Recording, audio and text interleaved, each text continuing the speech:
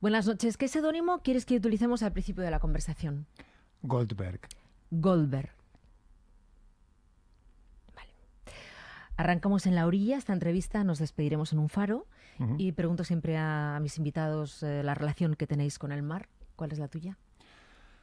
Pues para mí es más que una relación, un recuerdo muy intenso, y yo creo que muchas personas se podrán sentir identificados con ese momento.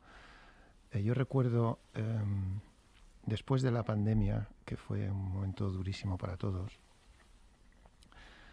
fuimos con mi familia a Comillas, que tiene un mar maravilloso, y hay al lado de Comillas hay una playa, Gerra, que es una playa fantástica del mar Cantábrico, y recuerdo que era un día que prácticamente que estaba nublado, que no había gente en la playa, y después de tantos días encerrados sin poder salir y poder dar un paseo por la playa y sentir la fuerza del mar Cantábrico con esas olas que te envuelven aunque no te metas dentro del mar, y estar ahí con mi familia y con mis hijos, para mí de esas impresiones que dices, necesitaba esto, creo que era importante, y vuelvo a vivir de alguna manera después de tanto sufrimiento. Has dicho muchas cosas que describen el sonido del mar, la fuerza, la libertad. Pero si yo pregunto esto, ¿a qué suena el mar? ¿A qué suena el mar? Pues yo creo que el mar, voy a decir una frase, una vivencia que tuve muy curiosa con mi hijo mayor. Estábamos en otro mar totalmente diferente, en Mallorca, y tenía 3 años. Y entonces estábamos justo con este sonido así, no tan potente, sino como este. Y entonces dije, bueno, vamos, nos tenemos que ir ya porque es tarde. Y entonces me dijo una frase y dice, no, papá, cuando se terminen las olas. Y así con esa cara me quedé yo, digo, hay poetas que buscan una frase como esa durante toda una vida. Y digo, y este niño de 3 años con esa intuición dice, cuando se terminen las olas. Qué bueno. Eso es, y yo creo que eso es a lo que suena el mar. Sí.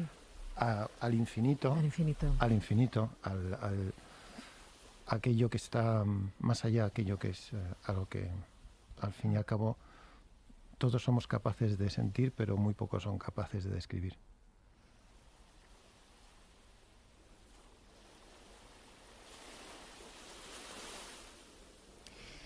Esta es una entrevista que no tiene imágenes, pero tiene muchos sonidos, y los sonidos nos llevan a lugares físicos y emocionales sospechados e insospechados. Entonces, suelo preguntar a los gatopardos qué oían en el coche cuando viajaban con sus padres. Pues... ¿En tu caso, pues qué oíais? Poca música, curiosamente, porque al ser, digamos, no sé si se puede desvelar, al ser de una familia de músicos... Desvela, sí, puedes hablar con total naturalidad. Al ser de una familia de músicos, digamos que el consumo de música no es... intentamos que sea o música hecha propia, o sea, interpretada por nosotros mismos, o escuchada en una sala de conciertos. Eso es lo que... y escuchar música, digamos, de fondo, cuando yo era pequeño no lo hacíamos. Ya cuando yo tuve mi propio coche, que fue muy tarde, ya después de haber vivido pues desde los 14 a los 28 que estuve viviendo fuera, ya conseguí comprarme un coche que era un coche horrible, pero tenía un aparato de radio bastante, las cassettes todavía que se metían. Sí. Y me gustaba escuchar pues la música de los 80, fíjate. Ah, sí. Sí. La que no habías escuchado de pequeño, la escuchabas sí. Con tu mis primer padres coche. no me dejaban. No me dejaban. Por ejemplo, ¿tú no oías canciones infantiles? No. Enrique Llana, No. Parchís. No mucho. Mm. Más bien no. Voy a traerte una voz Uh-huh. que te va a llevar pues igual a los no sé, 10, 11, 12 años, a ver si reconoces esta voz. A ver. ¿Ves? Es aquí que hay que dejar el peso.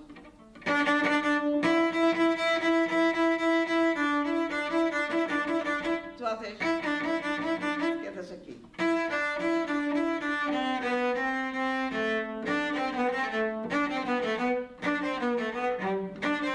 Es María de Macedo dando clase. De violonchelo, sí. Sí, María de violonchelo, Macedo, sí. Te di a ti clase, ¿no? A mí me dio clase cuando yo era muy pequeño y aprendí muchísimo con ella. Aún más pequeño, yo he dicho 10 años, ¿aún más pequeño? Más pequeño, más sí, pequeño. sí. Y aprendí muchísimo con ella.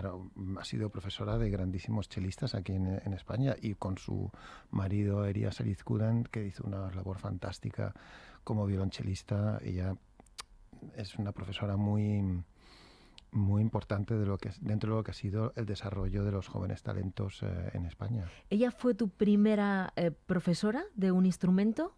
Aparte de tu madre. Bueno, yo tuve también yo antes de tocar el violonchelo tocaba el violín. Lo que pasa es que el violín a mí es un instrumento que yo prefiero el violonchelo, vamos a decirlo así, porque el violonchelo tiene más amplitud, tienes más graves, tienes más capacidad de... Por lo menos desde mi punto de vista tenía más capacidad de expresión. Y la primera profesora de violín que yo tuve se llamaba Palina Katlevskaya, y una ucraniana, bueno, nacida en Kiev, y que su marido tocaba la orquesta de radio y televisión española, y a mí me dieron clases de violín cuando era muy pequeño, cuando tenía 3 años, 4 años, no sé, no recuerdo. ¿Ese fue el primer instrumento que tocaste? Bueno, y el piano desde siempre con mi madre, Sí. El piano desde siempre.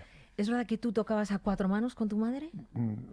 Es verdad, no, es todos los días. O sea, era mi mayor felicidad, el llegar a casa y yo recuerdo, pues eso, estar en mi casa y terminar de comer, descansar un poco y pasarme horas pues tocando con ella, pues a primera vista. Además me obligaba a... Se llama a primera vista una partitura que no conoces, ¿Sí? el interpretarla para tú descifrarla y poder descubrir tú la obra poco a poco, algo que es muy divertido y muy didáctico. Y muy extraordinario, porque es una partitura que no conoces. Que no conoces, o sea, que estábamos realmente, no la estábamos estudiando, sino la estábamos leyendo. Es como leer un libro que no conoces a 4 manos y que los personajes se te aparezcan de repente. Y eso hacerlo con otra persona, y sobre todo hacerlo con tu madre, pues yo descubrí, tú ten en cuenta que hay transcripciones de las sinfonías de Haydn, que tiene 104 sinfonías, ahí están todas transcritas para piano a 4 manos. Así es como se daban a conocer en el siglo XIX las obras, las sinfonías de Beethoven, de Brahms, de Haydn, de Mozart. Y entonces, claro, si tienes 104 sinfonías por conocer, más las de Schumann, las de Schubert, las de Mendelssohn, todas, entonces las ibas de repente venía un pasaje que nos salía fatal, no, que me salía fatal a mí, a ella le salía mucho mejor, y entonces me miraba, pero ¿cómo es posible que no te das cuenta que estamos en la mayor? ¿Cómo puedes tocar esta nota que está fuera de la tonalidad? Y eso... Vale, eso es a 4 manos, que son las 4 manos sobre el piano, Sí. pero ¿tu madre llegó a ponerte sobre sus rodillas y tus manos de niño sobre sus manos de pianista? Sí, también. Que es como, Sí, al principio aprendes, parece como que bailan unas manos y encima las tuyas de niño, ¿no?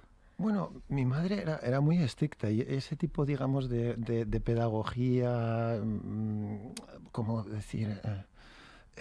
Así más cariñosa, y ella podía ser enormemente cariñosa, pero siempre desde una, digamos, una distancia, digamos, de superioridad, diciendo, claro, porque ella era una pianista extraordinaria, entonces, claro, ella estaba acostumbrada, es como jugar al tenis, es mucho más divertido jugar al tenis con alguien que juega mejor que tú que alguien que juega mucho peor. Sí. O sea, es exactamente lo mismo. Tengo la voz de tu madre, de Marita Caro.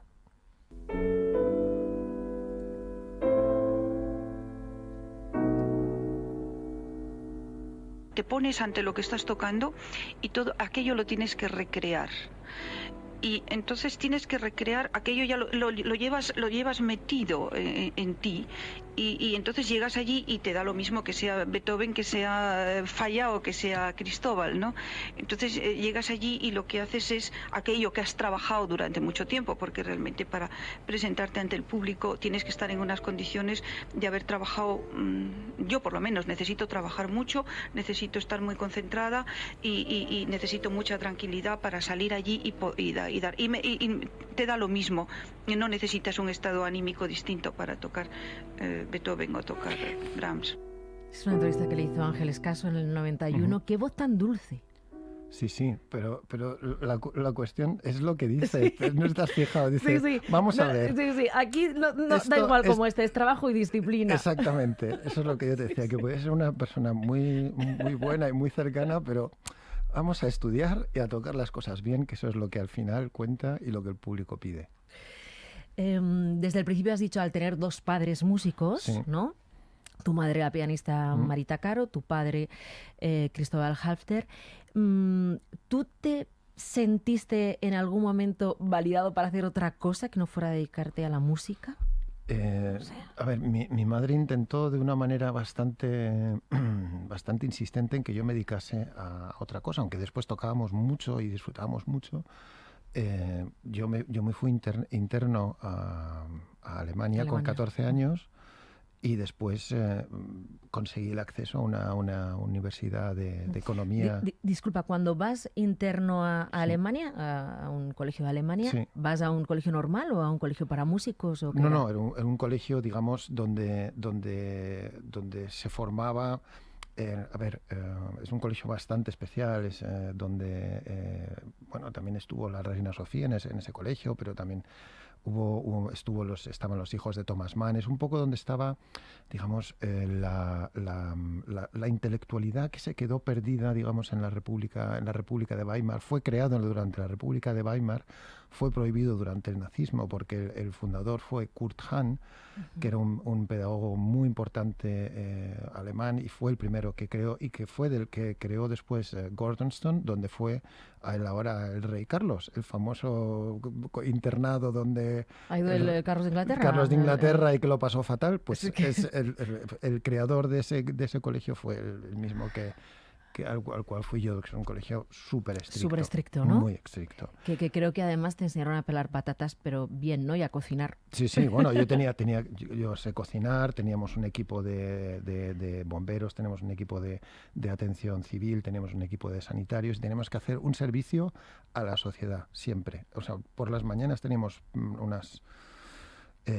digamos, todo el aspecto didáctico, todas las clases de matemáticas, y por las tardes las dedicábamos 3 tardes a la semana, se las dedicábamos a la comunidad, ya fuese pues a hacer veterinarios, participábamos en ejercicios de los bomberos locales o hacer deportes. Qué formación, ¿no? Más estricta, pero también más completa. Claro, es que ese era el concepto de Kurt Hahn, el concepto de la colaboración. Y yo sigo manteniendo mucho contacto con mis compañeros del colegio, de Salem, y creo que es muy importante el estar integrado dentro de un grupo que ayude a la sociedad. O sea, es decir, el no ser una persona aislada, sino el que eres parte de una comunidad y aportar todo lo que tú puedas para el beneficio de la comunidad. ¿Y hacíais música ahí también, claro, en ese colegio? Esa fue, digamos, lo que le salió mal a mi madre, ¿no? Entonces, yo tocaba el violonchelo porque, aparte de tocar el piano, también seguía tocando el violonchelo con María Macedo, pues formaba parte de la orquesta. Y entonces, un día se puso enfermo el director de la orquesta. Del colegio.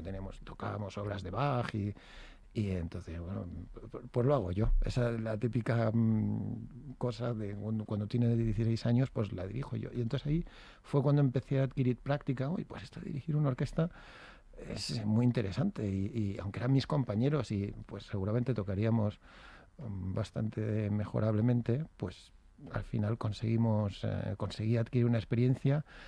Y eso me sirvió después para poder acceder pues a la Hochschule en Viena. Pero antes me obligaron mis padres a hacer un examen de admisión en una universidad Suiza de economía, donde tuve que pasar 3 días de examen de filosofía, de conocimientos matemáticos, de humanidades, de español, de inglés. Y después de haber pasado, dije, bueno, ahora ya he pasado el examen, ¿no? Bueno, o sea, me voy a Viena y empecé desde cero. Bueno, voy a preguntar por qué Pedro Halffter se ha puesto Goldberg. Bueno, entiendo por qué, pero quiero que lo expliques. También quiero que los oyentes sepan que nosotros recibimos muchas peticiones de entrevista, pero esta es una que nosotros hemos hecho expresamente. O sea, queríamos que estuvieras aquí. Pedro Halffter, uno de los mejores directores de orquesta, el mejor de este país, uno de los más prestigiosos de toda Europa y uno de los mejores del mundo. Queríamos que estuvieras aquí de gato pardo. Ahora, ya que te he presentado así, dime por qué te has puesto Goldberg. Pues por las variaciones Goldberg, que es Goldberg era en teoría el que estrenó las variaciones Goldberg, el pianista clavecinista que las estrenó. Las variaciones Goldberg, que son una obra compuesta por Johann Sebastian Bach, para mí la obra cumbre no solamente del piano, sino quizá de la historia de la humanidad. Y por eso mi madre, cuando murió, me dejó un mensaje. Me dejó la partitura de las variaciones Goldberg, me las dejó encima del piano donde tocábamos durante tantos años. Y es una obra dificilísima de tocar. Y entonces yo lo tomé como un reto y desde entonces la he tocado en varias ocasiones, también en homenaje a ella. Lo tenemos. Qué bien. Tenemos este homenaje de Pedro Halffter a su madre Marita Caro con las variaciones Goldberg.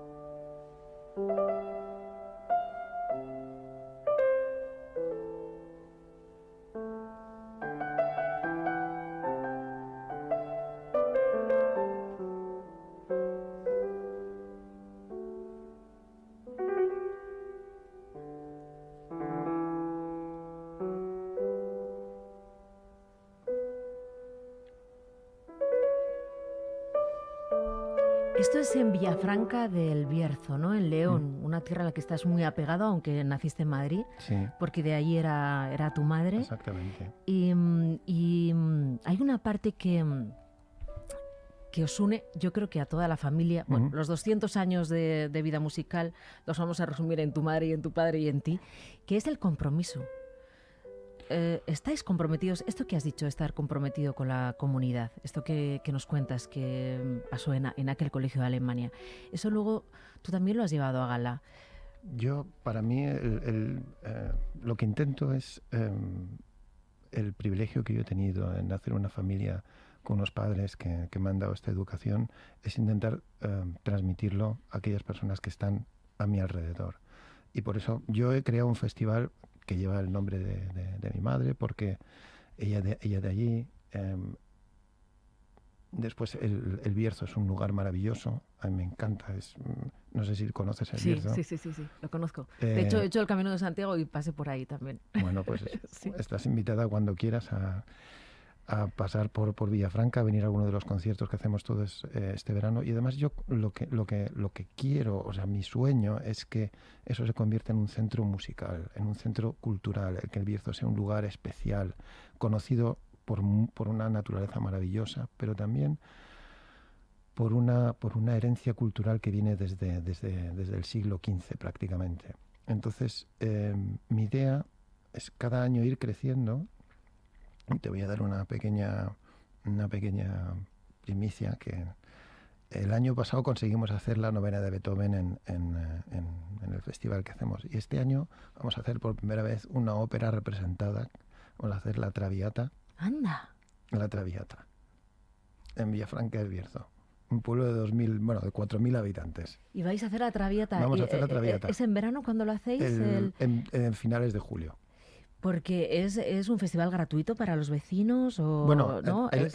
por ejemplo, la Traviata sí que tenemos que cobrar una entrada Porque si no es imposible. Es que tenemos cantantes de primer nivel, cantantes que cantan en Nueva York, cantantes que cantan en todas las partes del mundo y queremos dar calidad. Lo que tú no puedes hacer es traer a ver la gente a Villafranca y no darles calidad. Y la calidad pues cuesta dinero. Además es un compromiso también con mis compañeros. Vale, pero eso que sabía que aunque sea porque pero si no el aforo es imposible. Pero hay una parte que es del festival que sí que es más cara, pero hay una parte que prácticamente es gratuita, o cuesta muy poquito ir a los conciertos. Es que esto que dices, Pedro Haftel, de Villafranca, es también cuando llegaste a la dirección artística de la Maestranza de Sevilla, decías lo mismo, decías esa necesidad de convertir en epicentro cultural un lugar como Sevilla. Es parecido, ¿no? Que ha inspirado tanto, que ha inspirado Carmen, que ha inspirado el Barbero de Sevilla. O sea, esa necesidad de lo que cae en tus manos, nunca mejor dicho, bajo tu batuta, tenga una proyección cultural más allá de lo artístico, ¿no? La idea que yo tengo es lo que del teatro griego. Dentro del teatro griego, cuando se representaba una obra, una tragedia, participaban todos. No todos subían al escenario, pero participaban todos. Entonces yo lo que quiero este verano en el festival es que los trajes, por ejemplo, los hagan la gente de allí. Lo que no pueden subir todos al escenario, pero a lo mejor si necesitamos, pues eso, algún figurante que sea gente de allí. Y que a lo mejor no todos puedan ir a ver la representación de la Traviata, pero que ellos sientan que es suya, que es una actividad del pueblo, que es una actividad hecha con los recursos dentro de la manera de lo posible. Por ejemplo, los músicos son de Ponferrada, son del pueblo de al lado. Y eso es lo que yo creo, en la convivencia y en la comunidad. Lo mismo yo pensaba en Sevilla. Sevilla es una ciudad maravillosa, que tiene una historia musical fantástica, pero yo lo que pensé es decir, a Sevilla lo que se la tiene que conocer también es porque es capaz de combinar su tradición con la modernidad. Y esa fue mi idea cuando yo llegué a Sevilla. Entonces, de repente, cuando empecé a programar obras que para los sevillanos, bueno, eran muy novedosas, y también en España, eso le dio una visibilidad a la ciudad de Sevilla que para mí fue muy importante en la evolución del teatro. Vamos a ir a ese niño que saca la batuta adolescente cuando se pone malo el director de orquesta. Y entonces tú sacaste una batuta, ¿qué pasa? ¿La llevabas en tu mochila? Porque lo has comentado como, espera un momento, que me pongo yo, ¿no? Porque quiero saber qué queda de aquel Pedro adolescente que saca la batuta no sé de dónde. No, es que no tenía batuta. Yo dirigía desde el cello. Entonces, como yo tocaba el primer cello y tocábamos, pues eso, tocábamos conciertos de Brandenburgo, de Bach, tocábamos una sinfonía muy curiosa de Federico II de Prusia, que me acuerdo perfectamente, una sinfonía en re mayor que estaba fenomenal, y cosas de Philipp Emanuel Bach. Y entonces yo tocaba el cello, entonces miraba a mis compañeros y o sea, dirigías desde el cello. Desde el violonchelo, sí. Entonces marcando con la éramos una orquesta, ya. No eran 102. Pero algo sentiste ahí como para llegar a casa y decir, quiero ser director de orquesta o quiero dedicarme a la música. También eres compositor, pero algo sentiste ahí. Yo lo que sentí es la necesidad de transmitir. Y acabas de decir una cosa muy interesante, el decir que yo también soy compositor. O sea, si me permites volver un poco para atrás. Sí. ¿Por qué Las Variaciones Goldberg es la obra más importante para mí en la historia de la música?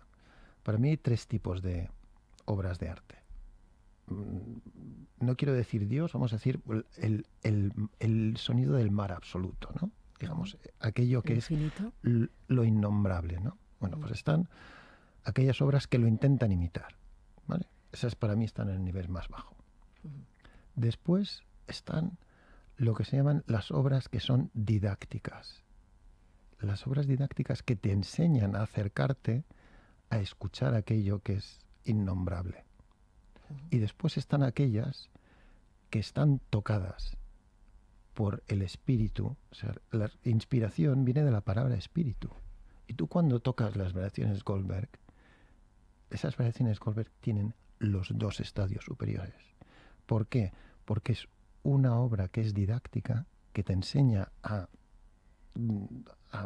tocar el piano de la manera más difícil, pero tú cuando escuchas esa melodía y cuando el público cuando la escucha al principio y al final, yo por lo menos siento que estás al borde de lo innombrable, de lo inconmensurable, como se suele decir, ¿no?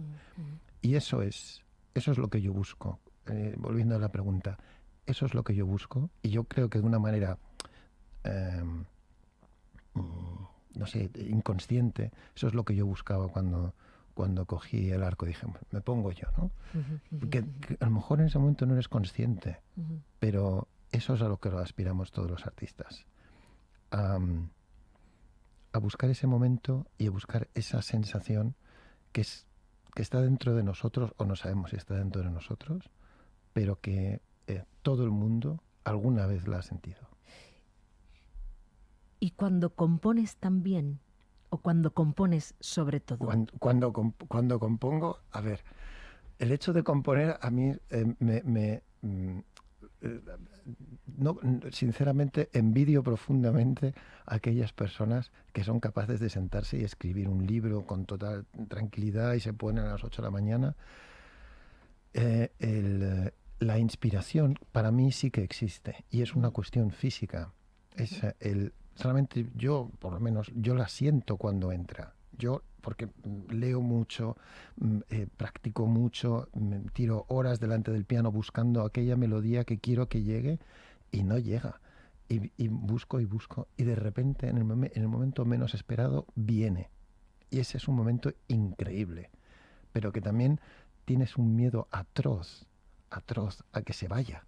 Sí.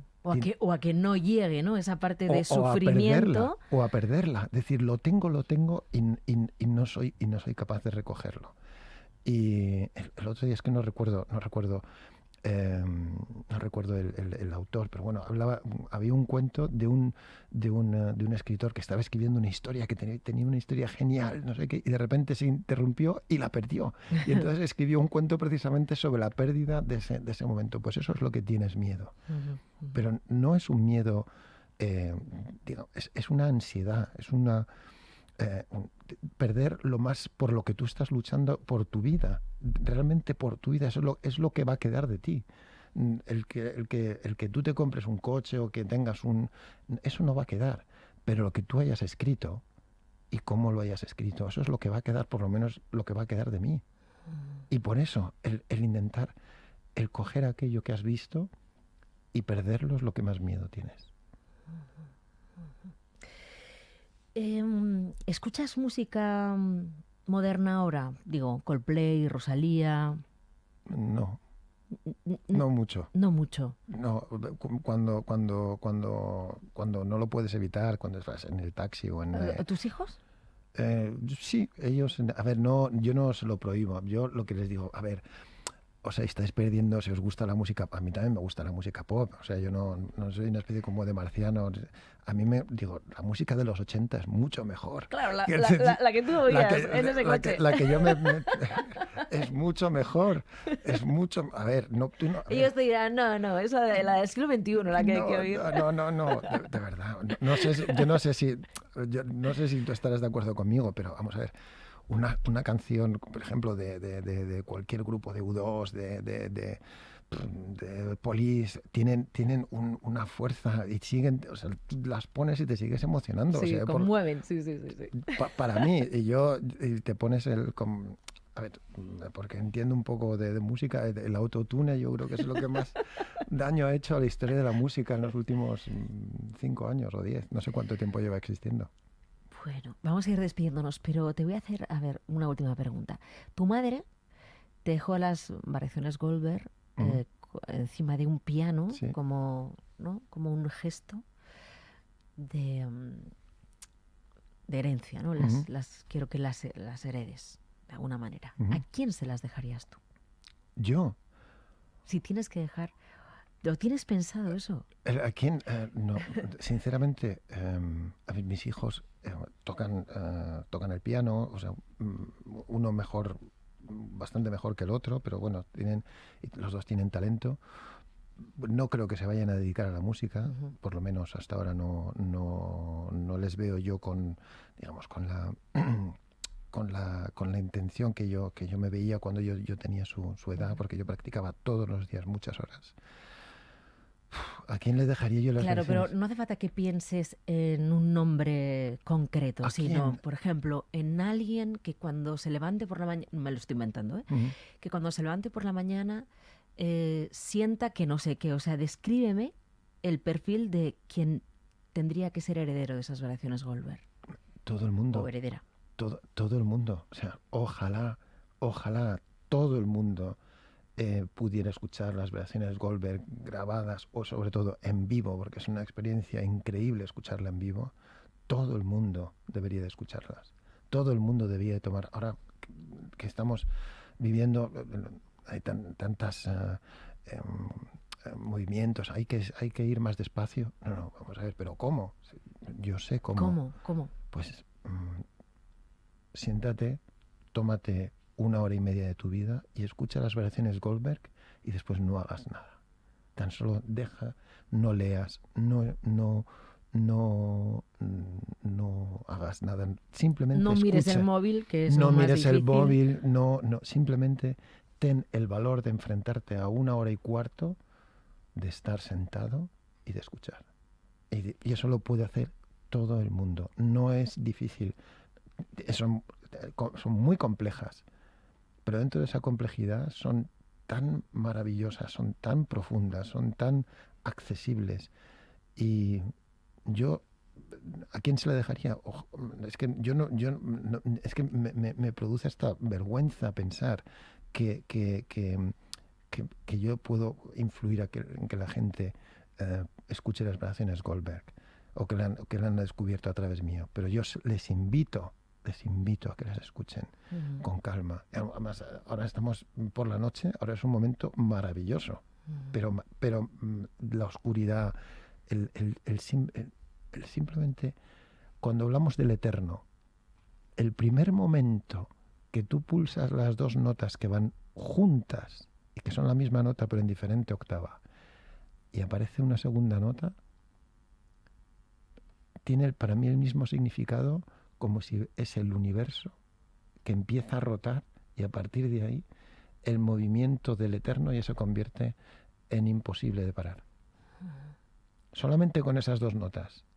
Y eso hay muy pocas, yo creo que solamente una persona en la historia de la humanidad que ha sido capaz de describirlo de una manera tan simple. Despedimos siempre en un faro, os pido que elijáis con quién estaríais, pero no sé si alguna vez has pensado qué pasaría si te encontraras con Bach. ¿Qué pasaría? Pues, Entonces te voy a llevar al faro con él, pues, con Johann Sebastian Bach. pues yo creo que era O sea, ¿qué le dirías? ¿O qué Gracias. harías?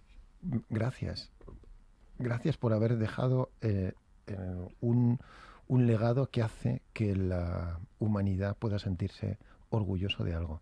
Yo es lo único que le diría. Gracias y enséñame cómo lo haces. Porque, bueno, además es que Bach era una persona bastante afable, tuvo 15 hijos, se casó 2 veces, tuvo una vida muy, digamos, en el fondo, de las biografías más aburridas que yo he leído, me he leído biografías de muchísimas personas, pero de las más aburridas es de las de Bach, porque realmente era un funcionario de primero al final de su vida en la ciudad de Leipzig, donde dirigía 2 orquestas y de lo que su vida se trataba era de pelearse con los responsables de la iglesia para que le dieran un violín más. O sea, tampoco... Bueno, bueno, quedó viudo muy joven, Sí. luego se casó con esta mujer muchísimo más joven con la que estuvo muchos años, tuvo muchos hijos, murió ciego, ¿no? Sí, bueno, murió muy mal. Ciego y casi muy mal. Pero comparado con una vida como la de Liszt o la de Wagner o la de Berlioz, que eran unos locos, que eran unos románticos, que se iban bueno, una de las biografías más divertidas que existen es la de Berlioz, por ejemplo. ¿Ah, sí? Oh, Ya la leeré. Además es una autobiografía divertidísima, donde él se va a Roma y entonces seguía enamorada de una parisina, entonces vuelve disfrazado de mujer y entonces intenta... Bueno, me encanta. Sí. No, pues efectivamente. A ver, Entonces Bach tuvo una vida aburrida, muy sí. aburrida. Es verdad que era Sí. eso, ¿no? Escribía Sí, constantemente, constantemente, pero sí. Pero era un sabio. Pero en cambio, con alguien para pasar una tarde, Berlioz es mucho más divertido. Bueno, yo te he llevado con Bach, pero igual quieres estar en el Faro con alguien y os pido siempre una música. No sé si quieres elegir tú con quién estarías. Pues me encanta estar en el mar, me encanta estar con mi familia, pero o sea, más allá de eso, porque les veo muy poco ya. Me acabo de tirar un mes y medio en Montreal, que he pasado un frío espantoso. ¿Cuántas noches pasas fuera de casa al año? 300, más o menos. ¿300? 300. Pues sí. Entonces, por eso... Sí. Está bien que te vieras con la familia en el Faro. Pero si a mí lo que más me gusta es estar con mis amigos, estar con... El poder estar con... Pues eso, en el Faro con mis amigos y con mi familia.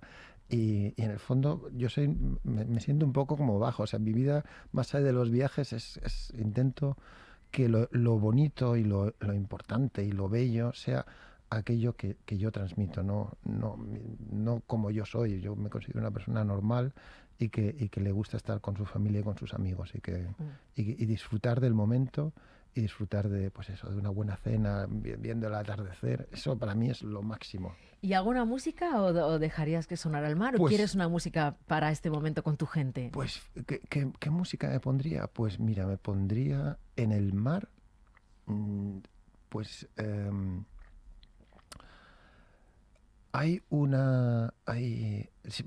como no voy a poner música clásica porque me obligaría, me pondría algo de jazz, fíjate. Me encanta el jazz. Y hay un compositor de jazz que es ruso, que es muy curioso, se llama Nikolai Kapuskin, que tiene una serie por ejemplo, el preludio número 5 de los Jazz Preludes de Kapuskin. Ese me lo pondría. Vale. Pues Pedro Hafner, ha sido un placer esta conversación. Ya digo que teníamos muchas ganas de que fueras invitado en este Faro. Muchas gracias. Hemos aprendido mucho, nos has inspirado mucho. Así que, bueno, pues hemos disfrutado la verdad, como niños. Qué bien. Muchas gracias por haber estado. Buenas noches.